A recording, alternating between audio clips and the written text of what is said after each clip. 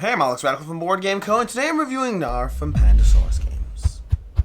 Knarr is a fast-paced 2 to 4 player tableau building game in which players are trying to have the most points once one player goes around this track and crosses that 40 points over there. The game is fairly straightforward. On your turn, you're going to start by looking at reputation and getting points that way. That's going to be your marker over here, which starts off at 0, but once you can make your marker go past the 1, then the 2, then the 3, and then possibly even the 5, which personally I've never seen happen. Let me know in the comments down below if you have. But you're going to go ahead and get that many points at the start of your turn. So moving this marker up every single round can help you get recurring points at the start of every single turn. After that, you're going to do one of two things. You're either going to play a card, or you're going to go ahead and go on a journey, a destination, a voyage. There's a term for it that I'm forgetting, but you'll go on a voyage thing. You're either going to play a card to your tableau. You gather a card, you play it down, and then you go ahead and get whatever's on that card, but also on whatever else is on cards of that color. So for example, if I play this right now, I'll simply go ahead and get a point. I'll move up 1 point on the track. There we go. But then I'm going to go ahead and add this card to my hand. So I'm going to add the green card to my hand only because the green card is under the yellow banner. That's how playing a card works. You play a card, you activate that card, all other cards of that color, and then you take a card and put it in your hand, matching the spot of that color, which in this case was over here. Now you can play a helmet to ignore that. You could play a helmet over here and give this up in order to take a card of a different color. So for example, in this case, I'll go ahead and do that, and I'll take this card and add it to my hand instead. So again, you're trading in a resource over here to ignore the color restriction of the card. You're going to go ahead and put out a new card, and there you go. That's basically a turn over there. That's the turn where you play a card over there. Past that, what you're going to do is, alternatively, you can go on a voyage. When you go on a voyage, you're going to look at these cards over here, and you're going to look at the requirements in the top left corner, and paying those requirements to get the card, at which point you're going to get the card itself. You're going to get the one-time bonus in the top right corner, and then you earn the possible ability to trade in these rings for ongoing bonuses. We'll come back to it in a second. I'll walk you through a few turns so you get a sense of how the flow goes. But basically, you're either playing a Viking to your tableau, or alternatively, you're cashing them in to go on a voyage. Those are the two main options of the game. So let's go ahead and just take a few more turns so you get a sense of vibe of how this will play out. And we're going to skip the fact that somebody else will be taking turns at the same time. I'm just going to go ahead and take a few turns. So that card I just gathered over here, I'll go ahead and place it down. I'll once again get a point. I'll also get a ring, which I'll add to my tableau over here. This time round, I will go ahead and take this green card. I'll put it into my hand over here. We'll take a new card, come out, and then from there, let's go ahead and play a green card. I'll go ahead and get a point. Again, this is maybe the next turn, and I'll go ahead and play this card, taking a point. I'll take this purple card, add it to my hand, add another card to the board over here. Boom, there we go. I'll play another green card. I take 2 points, going up 1, 2, and then I take again the spot in the green. I can now build up towards those reds over there and take this out over here. Now when I want to go on a voyage over here, I'm going to look at these cards over here. For example, this card over here is going to give me, if I trade in 2 greens, I can go ahead and take this card, so I'll do that. I'll take these 2 cards over here, I'll put them into the discard pile, and I'll take this voyage over here and put it above my board, lining those tracks up over here. So that's going to be a voyage action. You cash in that many Vikings from your tableau matching that color, although you could pay rings to lower that cost. So you can go ahead and lower the cost, not rings, I apologize. You can go ahead and pay Viking helmets. There's 2 ways you use Vikings. One is to take a card of a non-matching color when you end your turn, and the other way is you can trade in Viking helmets instead of whatever colors are here. So if I had a bunch of Viking helmets, I could have, for example, traded in 2 Viking helmets and not traded in my tableau at all. Now, additionally to those 2 actions, because again, you have the core actions of placing a Viking or going on a voyage, in addition to those actions, on your turn, you can trade in rings. Oh wait, I should go ahead and get this reward, taking that over there. On your turn, you can go ahead and trade in rings to take the bonuses from your starting board as well as up this track. And the way that works is you can pay 1, 2, or 3 rings, and you'll take all the bonuses from 1, 2, or 3 columns. So for example, right now, maybe I go ahead and pay in 2 rings, and I'll take a point and a Viking over there. I'll take one of those and one of those, and that's going to be that symbol over there. That's basically the entire game. Well, before we get into the variant aspect, that's basically the entire cycle of the game. You either go ahead and play Vikings, you take the bonus of the Vikings. Those are going to have a few bonuses. So for example, we have points, we have Vikings, we have rings, and then we also have this over here, which is the reputation track, which will help you move up on that track. But those are the main things you're going to get over here. Over here we have card draw, which basically lets you take a card from the deck and put it straight into your zone. And then past that, you get the various bonuses on the top, which again, generally going to be the same symbols you've seen now: reputation, rings, more Vikings, points, more of that instant card play, and all of that. That's basically the cycle of play. You're going to rinse and repeat that cycle, trying to effectively combine building up your tableau while also making sure you're cashing in points, because ultimately points are how you win. And then once a player crosses this 40 mark over here, you'll see whoever ends the turn with that many points, and that player will win the game.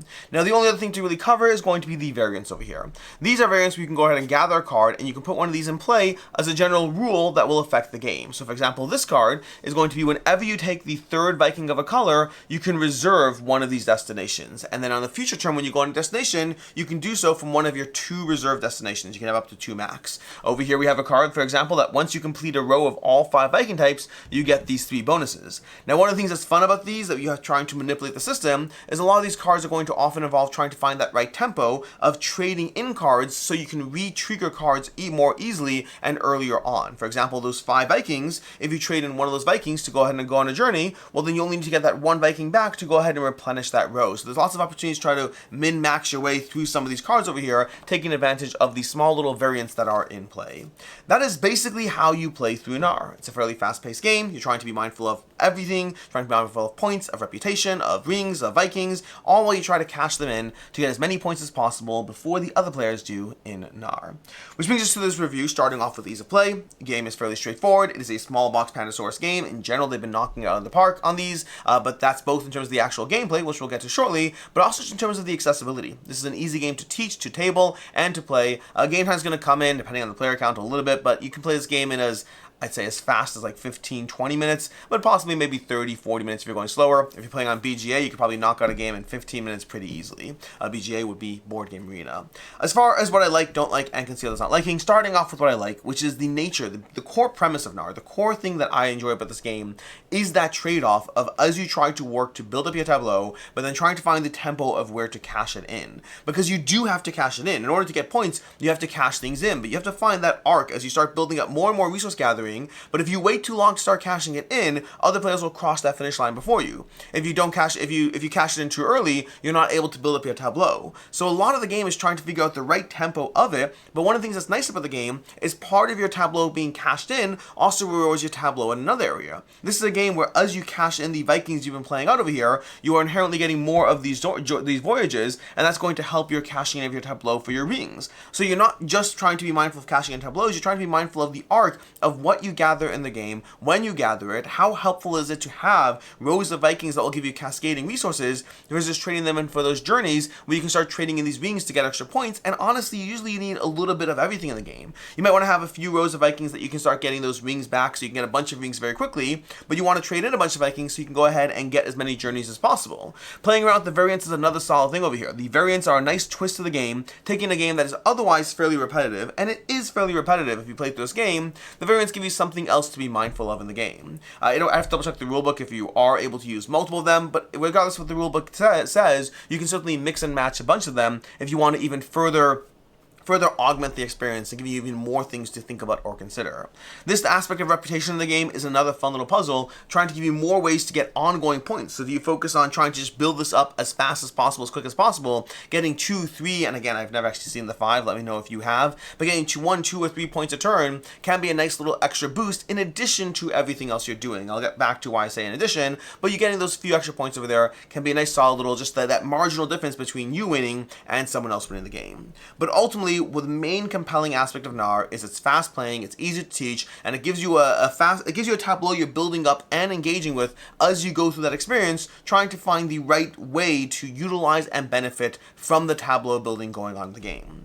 As far as things I don't like in the game, the first thing is the game ends too fast for me. I tend to like building up my tableau, so this is a game where I'm always the person who is losing this game, by the way. I think I've won it once, but in general I'm losing because I always want to build up that tableau and I don't want to cash things in, and so I'm building up and getting tons of resources while somebody else crosses the finish line. But that also means that for me, I am someone who's like, I wish the game ended a little late. I wish we were going to 60 points so I could have more of the tableau building and less of the immediately trying to cash it in. When I'm already at 20 points, you're already starting to work your way towards the tune-in, towards the returning everything in for more points. And so that is an aspect where I just wish the game were a drop longer. I'll say that without the variants, the game does get fairly repetitive. It's a game that I very much enjoy, but you are playing the same core game every single time until you introduce those variants in play, until you introduce these cards. And so I highly recommend you dabble in these cards. And even once you do have these cards, it still is fairly repetitive, but it does give it a nice little twist. So I do think the game is a little samey as you play it a bunch. I think the variants help, but it's still going to be a little samey in the game. And lastly, I'll say that for me personally, what I found in the game is that this reputation aspect, I rarely find this is worth going too high up on the track. Again, if you've seen someone get to 5 or benefit or possibly go even to 3 and win, let me know. For me personally, I find getting to 1, maybe 2 points is often pretty decent, but if you spend too much time on that, when you could be focusing on other ways to get points, because getting to 3 takes a lot of time. By the time you get there, you're already in the cashing in phase. So unless you do adjust the point scoring you're going to, I personally find the reputation track something that's worth dabbling in, but not something that's worth really investing in. And I don't like the fact that there's this whole track here, which I don't really consider a strong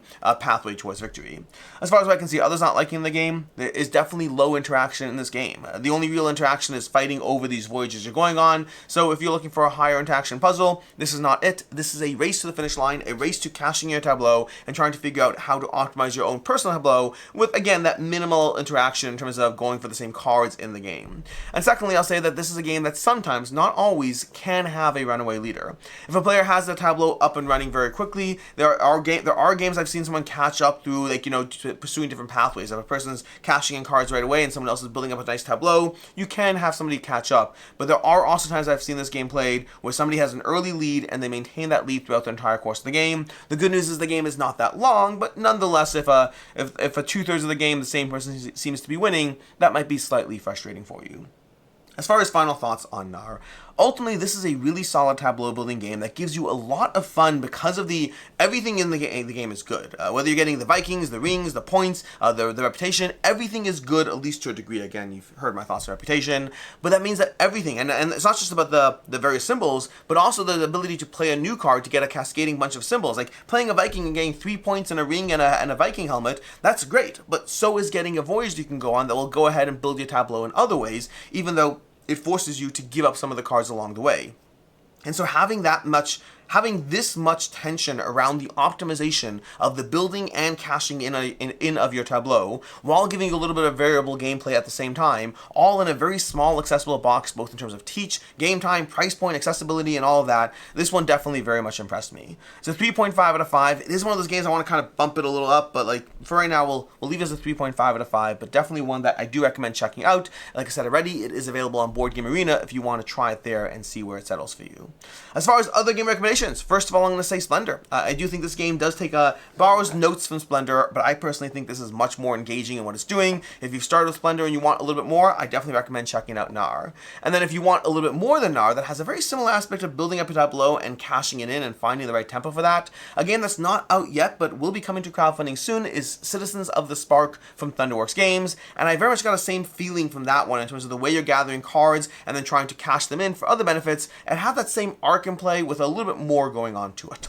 In any case, until next time, I'm Alex Radcliffe from Board Game Co. I hope you found this video helpful, and as always, I hope you have a good one.